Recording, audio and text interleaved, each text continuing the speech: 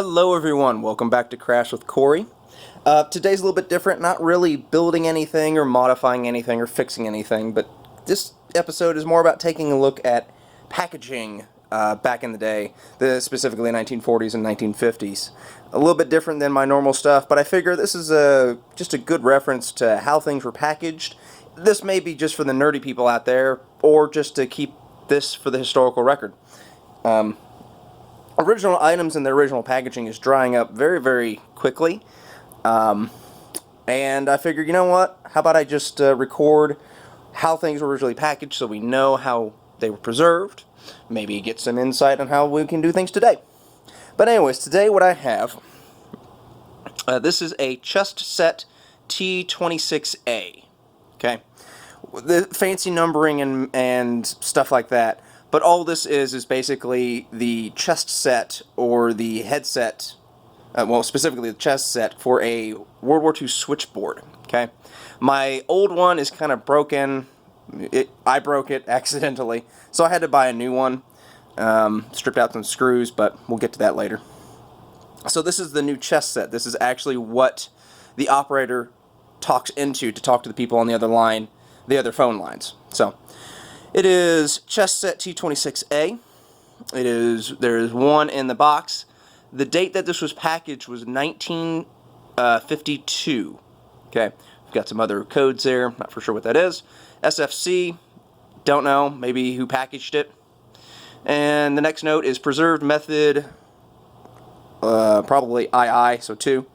Desiccant date of 1/52. So this does have a desiccant. So that is the oxygen absorber. And the note that says, do not open except for use or inspection. And then we have our MFP marking, which I assume mildew and, oh, there was something else. MFP stood for something. But basically making it mildew resistant. And then it was packed by number 235 of BSD, whoever that is. There's nothing else on any of the sides. Nothing else except Sharpie marking. This was put on by who I bought it from, just for inventory purposes. So, regular cardboard box, nothing really special about it. Okay, so we're going to go and open it. No glue, no nothing like that. And then on the inside, we have paper packaging.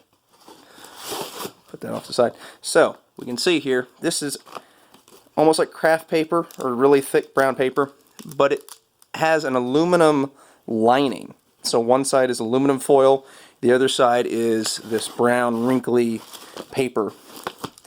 And it is square, and it's interesting to note, one side of this packaging has pink, or one side of the paper is pink, the other side is green, or maybe that's just the glue. Yeah, that may be the glue they used to hold everything together.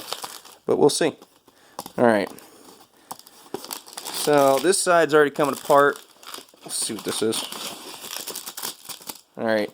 Yeah, see, here's the aluminum foil. So this has got to be the glue that held it to the brown paper. So I'm going to come over here to an edge and try to separate these two, maybe.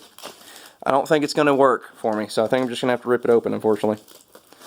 I know it hurts for some people, but I'm going to be able to actually use this thing. That's a really interesting color. Really interesting pink.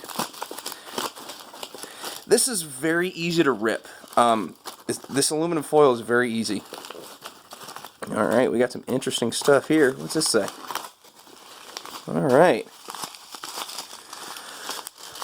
So we have desiccant, okay? A dehydrating agent, so this takes up all the water.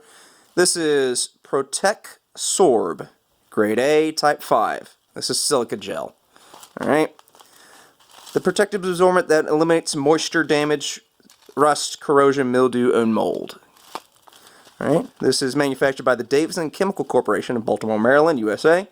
This meets government specifications AN-D-6 of January, or JND 169, so probably, that doesn't make sense, 1969? No, that doesn't make sense. There's a 4-ounce packaging. It says, after use or exposure, the dehydrating agent must be reactivated before reuse.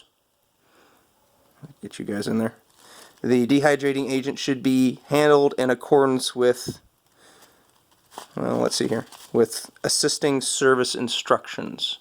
Oh, existing service instructions. So after use or exposure, the dehydrating agent must be reactivated before reuse. The dehydrating agent should be handled in accordance with existing service instructions. Okay, interesting. That's a big pack of silica gel. Kids, this is what they tell you not to eat. Show you how big this thing is. Don't eat this. It's bad for you. You're going to have a bad time. Alright, enough of the fun. Alright, here we go. We have another package inside. It's package inception. Pulled out. Ooh. Pretty. So again, just kind of pink. A little bit of staining at the bottom. I don't know if that's anything. Let's slide it off to the side. Alright. Another paper packaging with brown tape. A little bit of mark right there. Don't know what that means. So this is kind of thicker paper. Almost like packaging paper. Well, it is packaging paper. What am I talking about? Alright, see if I can... Let's see what we got. Alright. At the end.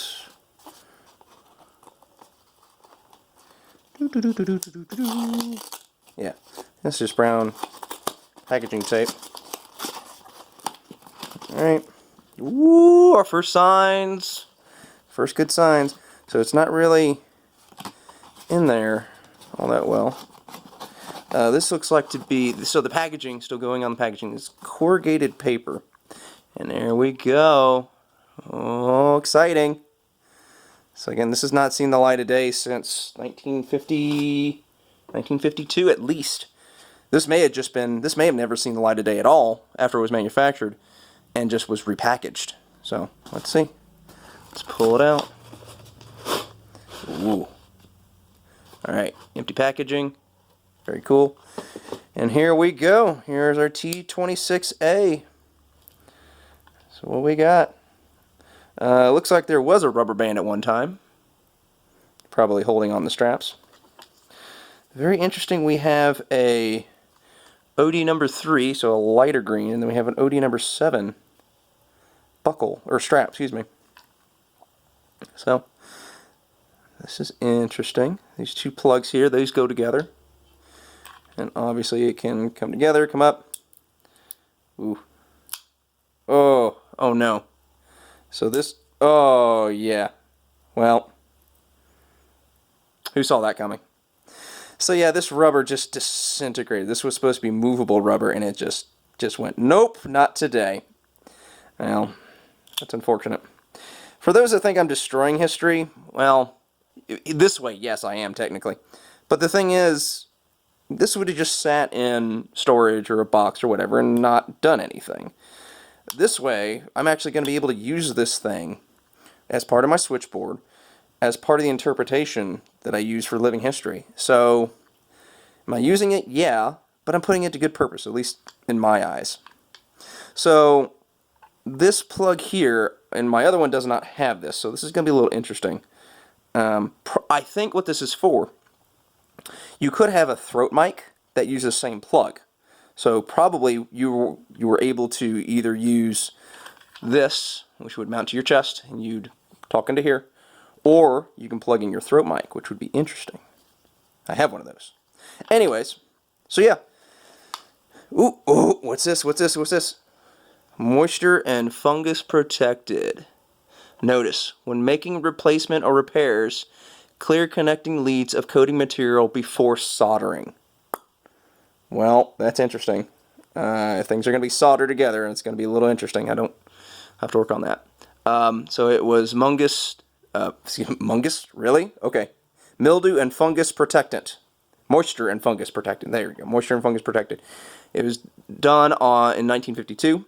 That's probably not when it was manufactured, but when the moisture and fungus protective was applied. So, I think it's a cool piece.